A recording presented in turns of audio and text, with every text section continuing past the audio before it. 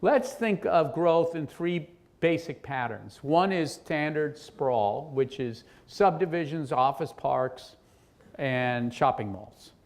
And the other one is compact, which is kind of like a mixed use, more mixed development of housing types in a walkable environment, but still very low density. It's not downtown. And the third one being urban, the kind of stuff you're seeing built around here, you know, real infill. But it's not just in downtown Columbus. It can happen in the center of towns throughout the region. So there are really three typologies. And they have different complexions in terms of transportation needs and densities, but I won't go into that. So urban places, this is the urban typology. And what we're doing is we're saying we're going to build futures by thinking about different place types, not just housing types, but whole places. So urban is like what's happening downtown. It's high density, it's walkable, it's mixed use. And you know, there's so many studies out now that show that this type of development is, you know, in terms of the innovation economy and the millennium generation, we see it right now in the Bay Area, where all the big high-tech companies want to be in San Francisco. Why? Because that's where all the innovative young people are. And they don't want to be in San Jose in the suburbs, in the office parks. They want to be in urban environments.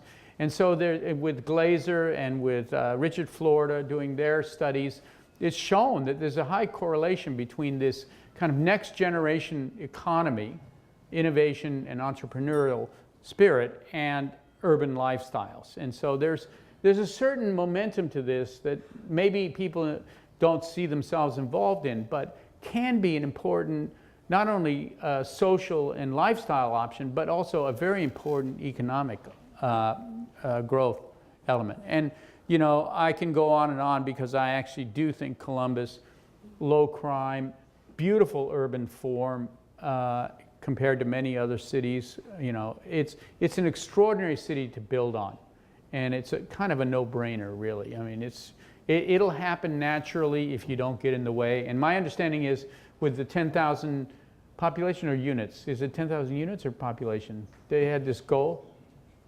Just population? No, turn that into units. 10,000 units you should build downtown.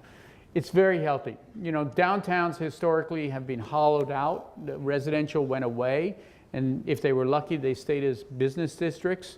Now they need to be whole cities again, housing and jobs. And you can do it here. It's harder in a place like downtown Oakland, where you have a depressed economy and high crime rates. And yet, in today's environment, market environment, this kind of thing, and it's interesting, same number, 10,000 units in downtown Oakland was what the past mayor, Jerry Brown, called for. And it's happening, and there's a whole renaissance of the downtown. So these are market forces at work that, if you don't get in their way, will occur quite naturally. This is one of the downtown development areas. Now, compact is more complex. People don't quite understand it. It's somewhere in between urban and suburban, but it's actually what America was prior to World War II. We used to have great downtowns and then streetcar suburbs. And the streetcar suburbs were these villages where Elm Street led to Main Street. People could walk easily, and there was a whole mix of housing, apartments and townhouses and bungalows. Bungalows and small lot single family really being the starter home, all woven together in a simple urban fabric where everything was connected and nothing was separated. And you have a lot of them. And note in this graph that they're not just downtown. So these compact development, which is built out of lower density stuff, you know, some low-rise apartments for seniors, maybe some townhouses, a whole lot of small lot single family, which, by the way, here, I'm surprised, is as large as 7,000 square feet, which I consider large lot, but around here I guess it's considered small. You might want to tighten your belt on that one a little bit too over time, because you know, the reality is, you know, there's a wonderful interaction here. We spent several generations privatizing everything. You had to have your own playground in your backyard. Whatever happened to the neighborhood park where the kids got to come together and the playground was shared instead of everybody having their own private playground. I think we're reaching that stage of economic maturity where it's actually better socially to share a lot of this stuff, and it's more economic, and it's environmentally more sustainable. A good example of a compact is one of our projects, which is just outside of downtown, which Denver, Stapleton, the old airport. It's now 10,000 units, and it went through the '08 crash without any foreclosures. It continued to build and sell houses right through the recession.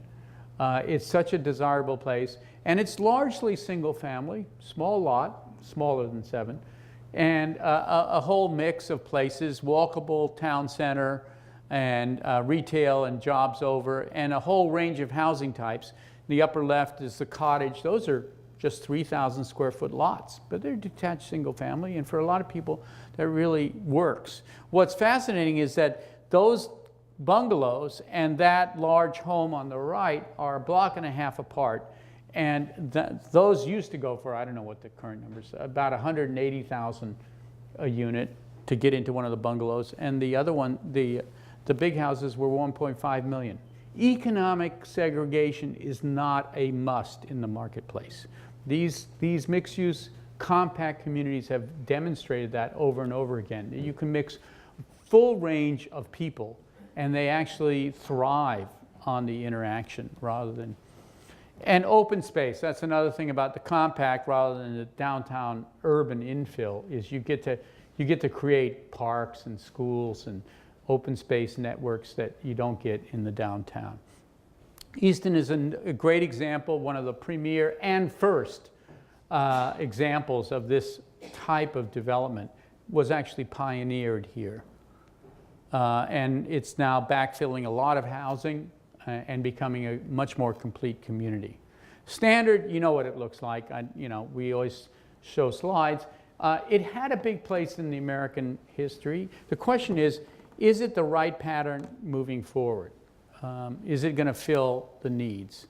And what do we do with all this stuff? I think the answer is simple, actually. We can zone for redevelopment and infill. And over time, you can create real places where there aren't real places. That's what we always did. You can only do that, by the way, if you have growth, which the good news is you have growth.